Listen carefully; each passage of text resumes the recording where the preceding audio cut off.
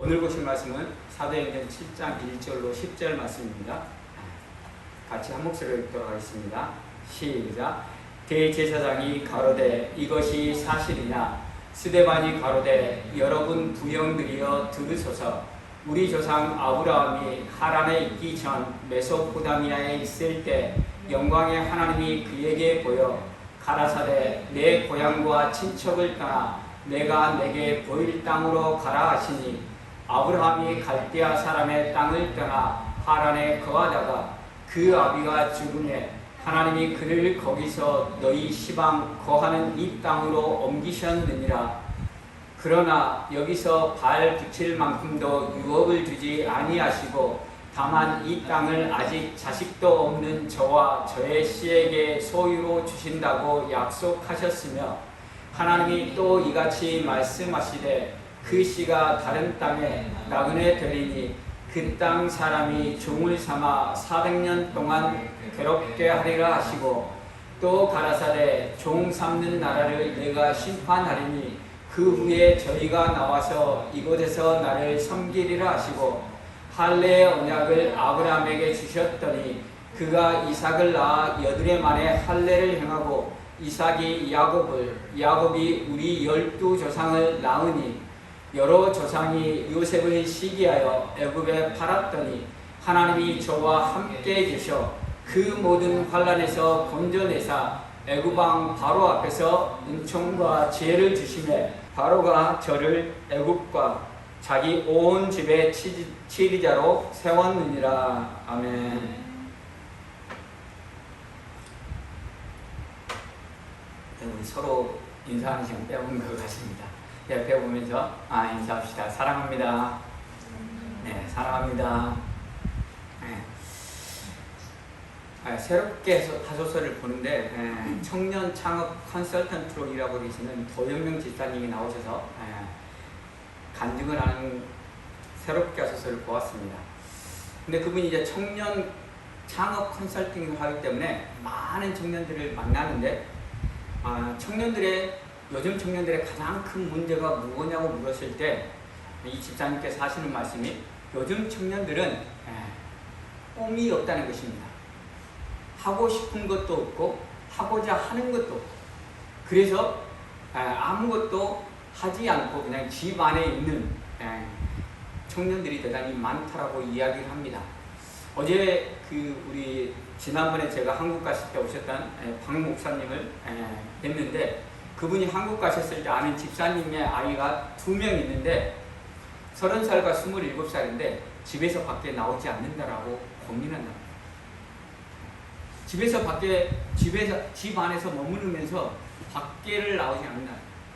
직장 생활을 하는 것뿐만 아니라 친구도 만나지 않고 그냥 집 안에서만 행동한다는 것입니다. 그것은 바로 자기의 꿈, 비전, 내가 무엇을 위해서 어떻게 살아야 되는지가 없기 때문에 그냥 하루하루 사는 것 뿐입니다. 그러나 사실 세상에는 꿈이 없습니다. 그들이 꾸는 꿈은 다 진짜 꿈이 아니라 헛된 욕망과 자기 욕망일 뿐이라는 것입니다. 그러나 오직 하나님 안에만 진정한 꿈이 있고 하나님 안에만 진정한 비전이 있다는 것입니다.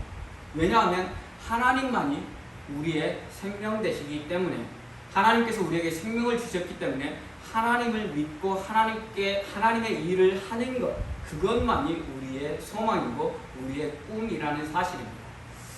바라기는 우리가 하나님 안에서 우리의 비전들을 찾고 그 비전들을 향해서 나아가는 저와 여러분이 되기를 간절히 소원합니다. 지난주에 우리가 살펴보았듯이 교회에 구제 문제가 생겼습니다. 헬라파 과부들이 구제에서 빠짐으로 인해서 교회에 문제가 일어났고 그 문제를 해결하기 위해서 7 집사를 세웠습니다. 그 7 집사 중에 한 명인 스데반이 믿지 않는 자들에게 기적과 이적을 행했고 그 기적과 이적을 통해서 복음을 증거하던 중에 구레네 사람과 알렉산드리아 사람, 아시아에서 온 사람들이 일어나서 스데반과 변론을 했습니다. 그 사람들은 선진 문화와 지식으로 스데반에게 대항했지만 결코 성령 충만한 스데반을 이길 수 없었습니다. 그래서 그들이 취한 방법은 거짓 증거자들을 세워서 공회에 스데반을 고발하는 것이었습니다. 그래서 스데반을 공회에 고발해서 스데반을 이제 공회 앞에 섰습니다. 그리고 그 공회 앞에 섰을 때 그들의 거짓 증언이 6장 14절입니다. 그의 말에 이 나사렛 예수가 이것을 헐고 또 모세가 우리에게 전하여 준 규례를 고치겠다 함을 우리가 들었노라 하거늘. 그들이 고발했던 고발은 성전에 관한 것과 율법에 관한 거짓 증언이었습니다. 이 거짓 증언에 오늘 본문의 시작 1절에 이렇게 이야기합니다. 대제사장이 가로되 이것이 사실이냐.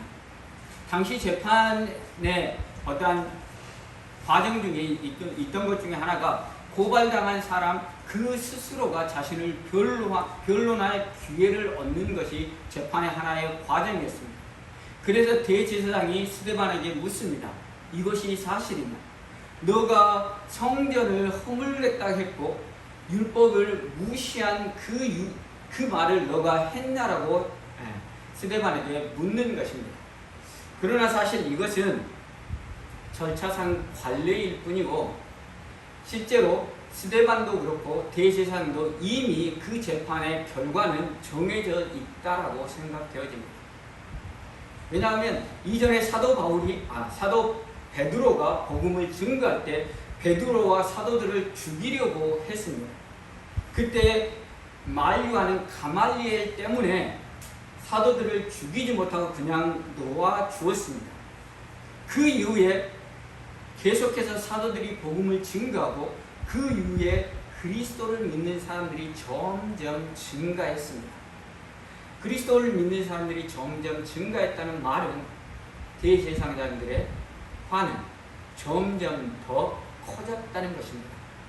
기독교인들을 핍박하고자 하는 그러한 마음들은 더욱더 커졌다는 것입니다. 그런데 그 마음에 오늘 자기가 계획한 것도 아닌데 스데반이 거짓 증언으로 잡혀왔습니다. 그러면 이들은 결코 스데반을 놓아줄 생각이 없다는 것입니다. 예수님은 어떻게 돌아가셨습니까? 예수님의 제자 중 한 명을 그들이 돈을 주어서 샀습니다. 그리고 예수님의 고발할 증거를 얻어서 예수님을 고발했습니다. 그러나 그 고발장에 가룟 유다는 나가지 못했습니다. 왜냐하면 가룟 유다는 자살했기 때문입니다. 그러나 다른 사람들을 세워서 거짓 증언을 하게 했고 예수님을 그들은 죽였습니다. 어떻게 보면 권모술수에 능한 사람들이 바로 대제사장 공회원들이었습니다. 그들이 자신들이 핍박하고자 하는 그리스도인인 스데반이 잡혀왔습니다. 그러면 결코 그대로 풀어줄 리가 없다는 것입니다. 스데반도 이것을 잘 알았습니다. 그럼에도 불구하고 스데반은 최선을 다해서 변호하고 있는 것입니다.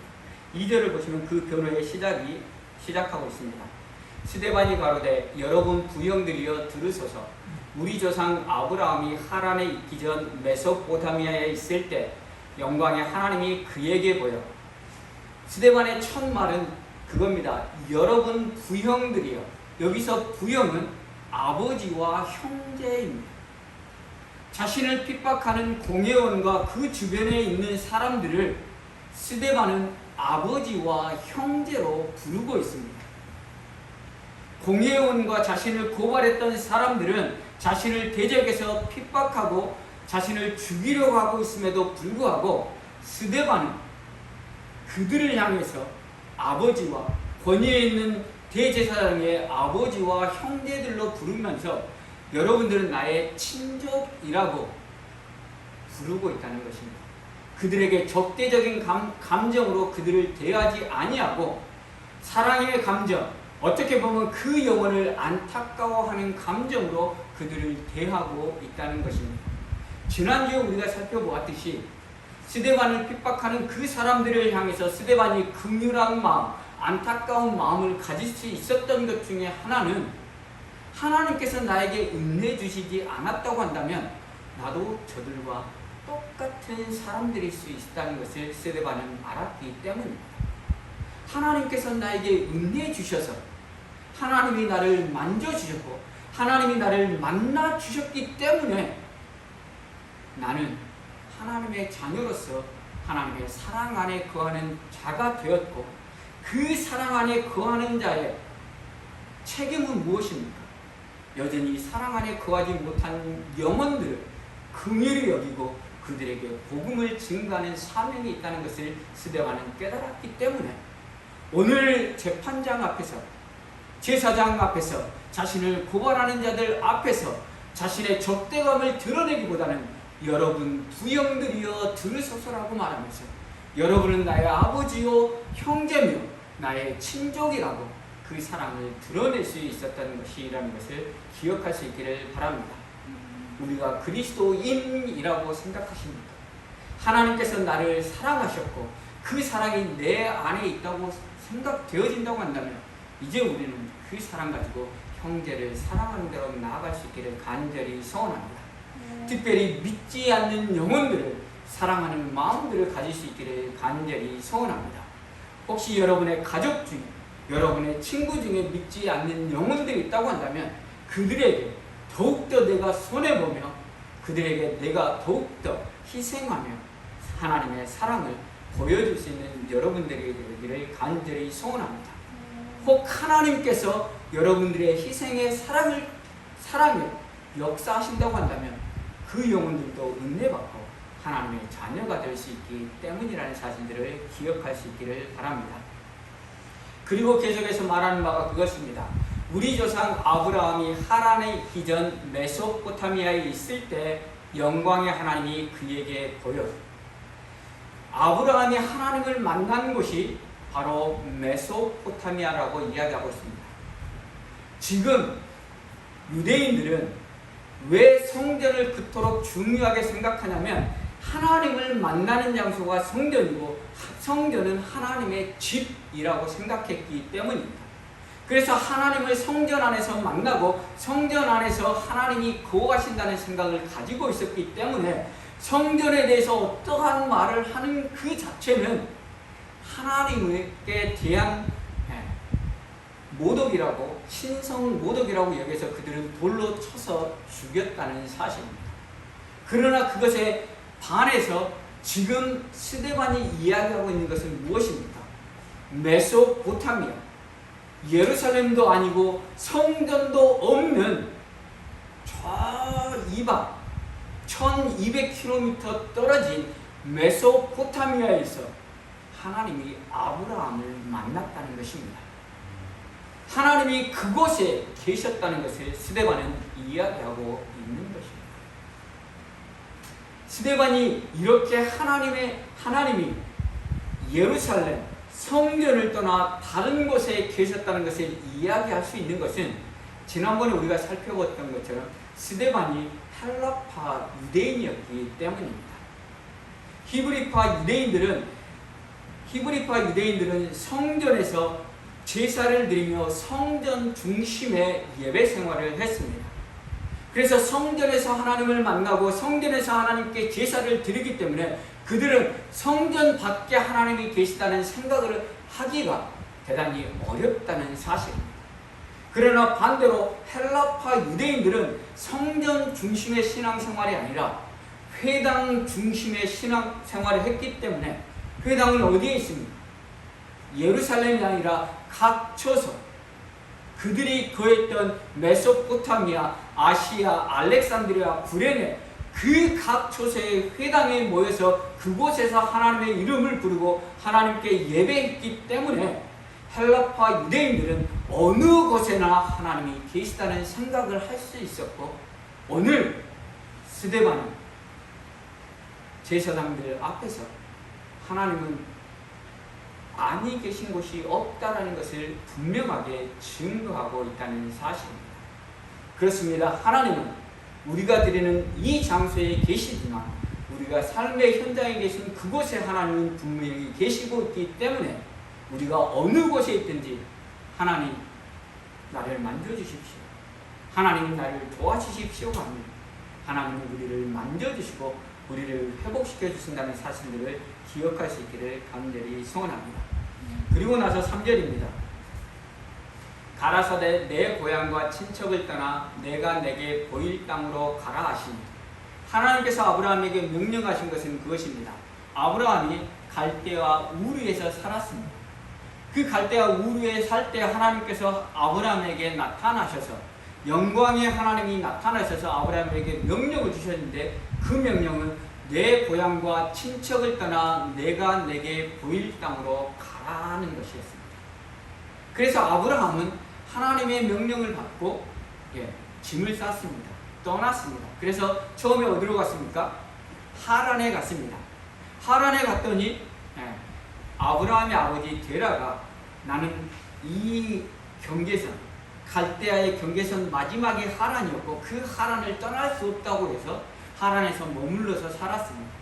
그리고 그 아버지 데라가 죽자 하란을 떠나 지금 예루살렘, 지금 이 땅, 지금 유대인들이 살고 있는 그 땅으로 갔습니다. 하나님이 가라 하신 땅에 갔습니다. 가면은 하나님께서 다 준비해 주실 것이라는 생각 가지고 가지 않았겠습니까? 근데 막상 도착했을 때 아브라함에게는 발 붙일 땅도 없었다는 사실입니다. 그리고 하나님이 약속을 하십니다. 어떤 약속입니까? 내 아들에게 이 땅을 주겠다고 약속을 하십니다. 그때 아브라함은 아들이 있었습니까? 없었습니까? 아들이 없었습니다. 그리고 자신의 아내 사라는 나이가 들어서 인간의 힘으로는 아들을 낳을 수 없는, 자녀를 낳을 수 없는 상태였습니다. 그 상태에 하나님은 내 아들에게 이 땅을 주겠다라고 이야기하십니다. 그리고 나서 또 말씀하십니다. 뭐라고요? 그 후손들이 다른 나라로 가서 다른 나라의 종살이를 한다고 말씀하십니다. 1년, 2년도 아니고 몇 년 동안요? 무려 400년 동안 종살이를 한다라고 말씀하십니다. 그리고 다시 돌아와서 이 땅에서 살 수 있도록 하시겠다고 약속을 하십니다.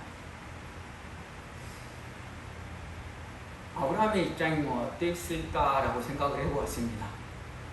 하나님이 명령하셔서 고향을 떠났습니다.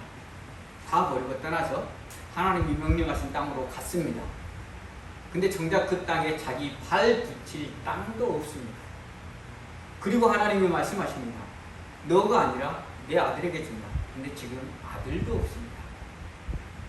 그리고 그 후손들이 이 땅을 차지할 것인데 그 후손들이 다른 나라에 가서 400년 동안 종살이 하다가 와서 이 땅을 차지할 것이라고 말씀하십니다. 여러분이 아브라함이라면 어떤 느낌이 들었겠습니까? 만약 어떤 사람이, 미국에 사는 사람이 한국에 있는 친구를 꼬드겨서 미국에 데려옵니다. 미국에 가면 돈을 잘 벌 수 있어 라고 꼬드깁니다. 그래서 그 사람이 이 친구는 믿을만한 친구니까 하고 한국을 다 정리하고 미국에 왔습니다. 미국에 왔는데 돈을 잘 벌지 못합니다. 엄청 힘듭니다. 그런데 이 친구가 그렇게 이야기합니다. 야, 조금만 기다려봐. 네 아들 때에는 아마 돈을 어마어마하게 벌 수 있을 것이라고 이야기합니다. 그런데 그 친구는 결혼도 안 한 친구입니다. 그러면 여러분들은 그 친구에게 무엇라고 이야기하겠습니까? 사기꾼이라고 이야기하고 그 친구와 아마 인연을 끊을 것입니다. 그런데 불가사의하게 아브라함은 하나님을 믿었습니다. 자신의 고향을 떠나 내게 보일 땅, 약속의 땅으로 가라고 말씀하셨고 그곳에 갔는데 발 붙일 땅도 주지 않으셨고 다만 약속만 하셨습니다. 지금 아들도 없는데 내 아들에게 주시겠다고, 그리고 내 후손에게 주는데 그것도 지금 당장 주는 게 아니라 400년 동안 다른 나라에서 종살이 하다가 다시 돌아와서 이 땅을 차지할 거라는 약속을 주셨습니다.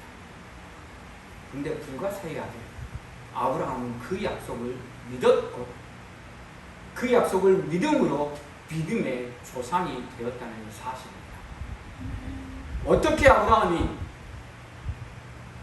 우리 인간적인 생각으로 보면 사기꾼이라고 말할 수 있는 하나님의 그 언약들을 믿을 수 있었을까요?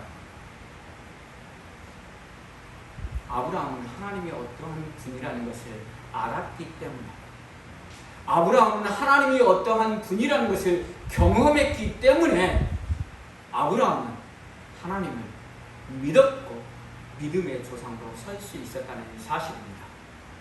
아브라함이 가나안 땅에 갔습니다. 가나안 땅에 기근이 들었을 때 아브라함이 애굽으로 내려갔습니다. 애굽으로 내려갔더니 애굽에 있는 사람들이 무섭습니다. 왜냐하면 그 사람들은 흑인이었고 귀골이 장됐기 때문에 그 사람들이 무서워서 자기 아내를 뭐라고 이야기합니까? 누이라고 이야기하고 팝니다. 그때 하나님은 어떻게 하셨습니까? 하나님이 사라를 지키셨고 지키셨을 뿐만 아니라 바로에게 아브라함이 살 수 있는 재물도 얻게 하셨습니다. 이러한 일이 또 일어납니다. 그랄에 내려가서 그랄에 머물 때의 일입니다. 그랄에 머물 때에 또 그랄 사람들이 두려워서 자기 아내를 누이라고 속입니다. 그리고 그랄 왕이 사라를 데려갑니다. 그때도 하나님께서 그랄 왕의 꿈에 현몽하셔서 사라를 지켜주십니다. 아브라함이 비록 실수할 그때에도 하나님은 신실하게 그 약속을 지키시기 위해서 아브라함과 사라를 지키셨고 하나님은 인도하셨다는 사실입니다. 아브라함은 그러한 경험을 통해서 자신의 이성으로는, 자신의 생각으로는 정말 먼 훗날 자신의 생에 이루어질 날이 이루어질 약속이 아님에도 불구하고 아브라함은 믿었고 믿음의 조상으로 설 수 있었다는 사실입니다. 사랑하는 성도 여러분, 하나님은 어떠한 분이십니까? 하나님은 여러분에게 어떠한 약속을 주셨습니까? 하나님은 그 약속을 우리에게 이루실 거라는 증표로 어떠한 경험을 여러분들에게 주셨습니까? 하나님은 우리를 사랑하셔서 예수 그리스도의 십자가로 우리를 구원하여 주셨고 또한 우리가 천국 가는 그 순간까지 성령 하나님이 우리와 함께 하셔서 늘 우리를 인도하시고 지켜주신다는 약속을 주셨습니다. 때로는 우리가 아브라함처럼 실수하여 넘어질 그때에도 하나님은 우리를 신실하게 사랑하셔서 우리를 붙잡아 주시고 인도하여 주셔서 결국 그 구원을 이루신다는 약속을 주셨다는 사실입니다. 그 약속을 우리가 믿을 수 있도록 우리의 삶의 현장에서 하나님의 그 이름을 부를 때 하나님께서 우리에게 감동을 주시고 또한 우리가 어려운 환경 가운데서 하나님을 부를 때 하나님께서 그 어려운 환경들을 해결해 주시는 우리의 신앙 감정들이 있지 않습니까? 사랑하는 성도 여러분, 하나님을 알 수 있기를 바랍니다. 하나님을 경험할 수 있기를 바랍니다. 하나님을 알고 하나님을 경험함으로 말미암아서 하나님께서 우리에게 주신 약속, 그 약속을 믿는 믿음 가지고 나아갈 수 있기를 바랍니다.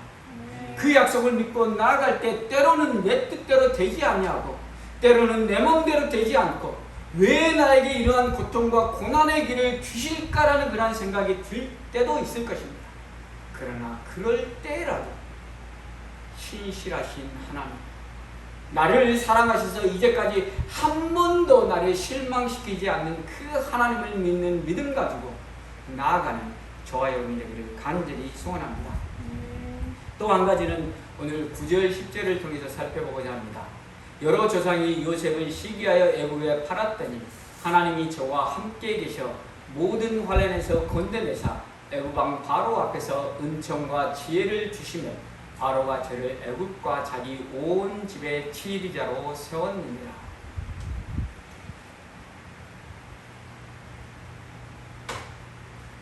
요셉은 형제들이 시기했습니다. 요셉은 시기를 받을 만했습니다. 잘 아시죠?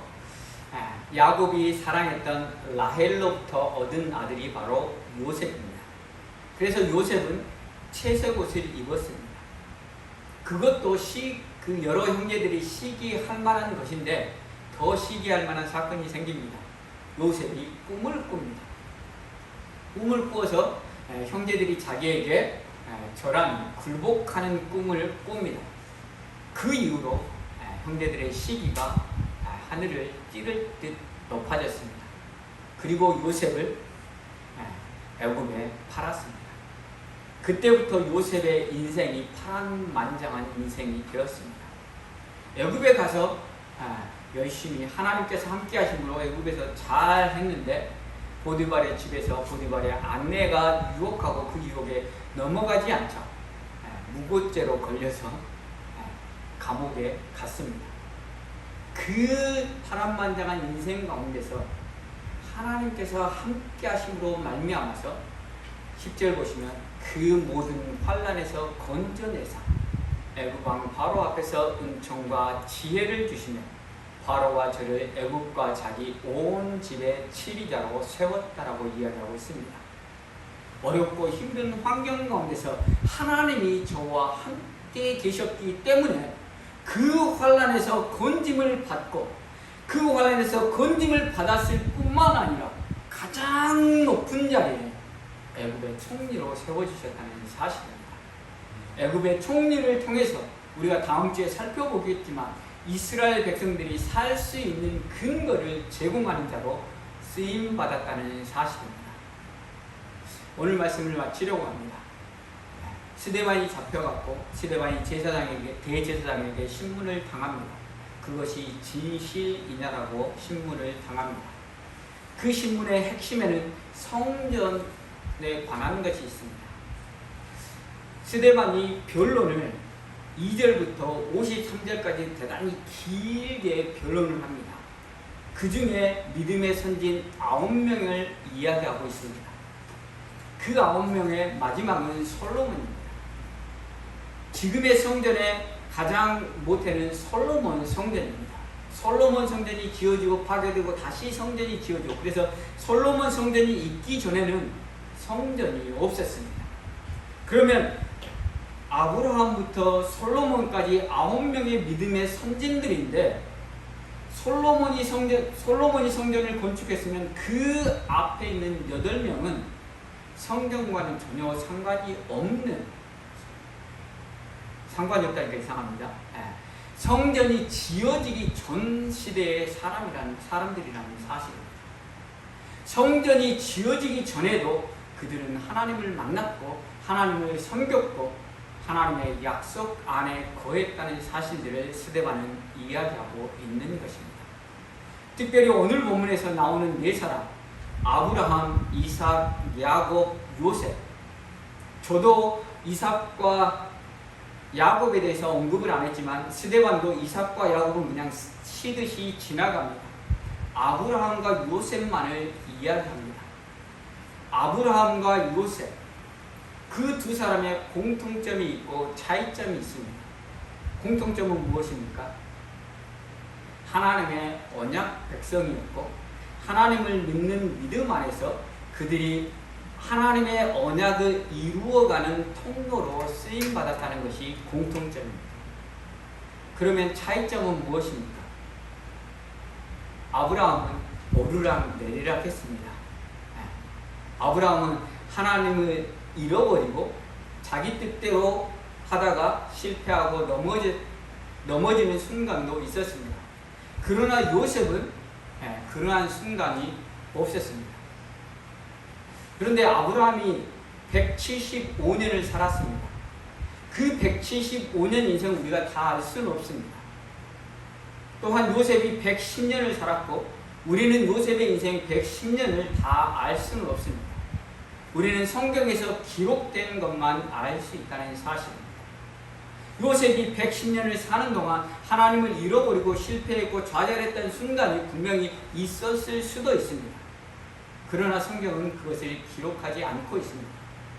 그러나 우리가 한 가지 살펴볼 수 있는 것이 있습니다. 아브라함이 언제 실패하고 넘어지고 좌절했습니다.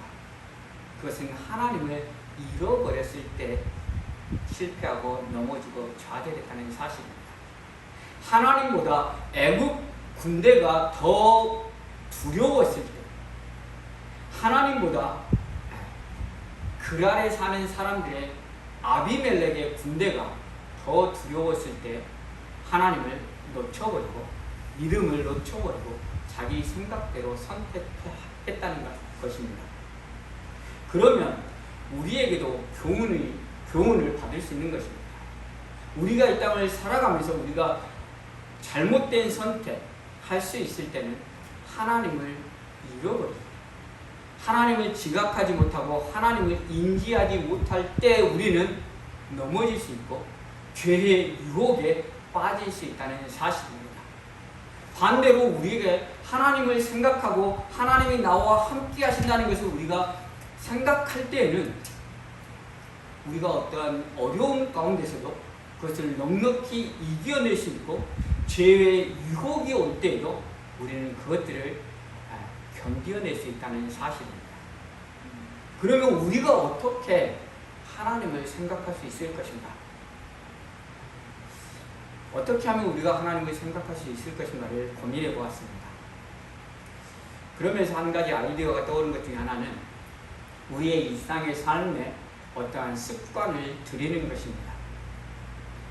예를 들면 집에 날마다 문 열고 나갈 때마다 하나님, 오늘 내가 집 밖에 나갑니다. 하나님, 집 밖에서 나와 함께 하신다는 것들이 계속 생각나게 해 주십시오라고 기도하는 것입니다. 또한 우리가 집을 나갈 때 신발을 신을 때 신발을 신으면서 하나님, 이 신발을 신고 내가 가는 걸음마다 하나님 함께 하심을 생각하게 하시고 하나님과 늘 동행하게 해 주십시오라고 기도하는 것입니다. 그래서 우리의 일상의 어떠한 순간, 우리의 일상의 어떠한 습관처럼 하는, 날마다 하는 그 행동 가운데 하나님 나와 함께 하신다는 그러한 생각들을 우리가 집어넣는 것입니다. 그래서 하나님이 나와 함께 하신다는 것들을 우리가 늘 생각하고 기억할 때 우리는 우리의 삶의 현장에서 일어나는 일에 좌절하고 절망하지 않고 우리와 함께 하시는 하나님, 우리와 함께 하셔서 모든 환난에서 건져주시고 우리를 일으켜 세워주실 그 하나님으로 우리가 승리하며 나아갈 수 있다는 사실을 기억할 수 있기를 바랍니다. 여러 가지 것들을 하면 우리가 하나도 건질 수 없습니다. 그래서 오늘 우리 교회가 한 가지 것들만 했으면 좋겠습니다. 문 열고 나가서 신발을 신을 때 이 발걸음 위에 하나님 나와 동행하여 주십시오라고 기도하며 우리의 신발 신은 모습을 볼 때마다 하나님의 나와 함께 하신다는 것들을 우리가 생각하며 나아갈 수 있는 저와 여러분이 되기를 간절히 소원합니다. 그래서 그 하나님이 신실하신 그 하나님이 우리의 인생 주신 약속, 예수 그리스도의 십자가로 너를 구원하였고 내가 너의 인생에 늘 동행하고 어떠한 환난과 어떠한 어려움 가운데서도 너희를 건져내고 인도하여 주실 것이라는 약속을 믿고 나아가는 저와 여러분이 되기를 간절히 소원합니다. 하나님은 신실하신 하나님, 그 약속을 한 번도